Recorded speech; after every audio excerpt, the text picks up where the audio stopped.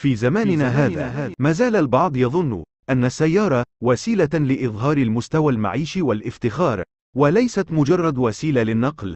وما زال البعض يظن أن الملابس وسيلة للتفاخر والتعالي وإظهار النفس، وليست مجرد سترة للنفس والجسد. وما زال البعض يظن أن المنازل مكان للتفاخر على الضيوف ولفت الانتباه، وليست مجرد مكان للعيش فيه. وما زال البعض يظن أن الأنساب مصدرا للفخر والتباهي، وليست مجرد نشأة. وما زال البعض يحكم على الناس من خلال مظاهرهم، ونسي أن هناك قلب وهناك عقل. نحن نعيش في مجتمع غارق في حب المظاهر والاهتمام بالماديات. قال الله تعالى: تلك الدار الآخرة نجعلها للذين لا يريدون علوا في الأرض ولا فسادا. وقال الله تعالى: إن الله لا يحب كل مختال فخور.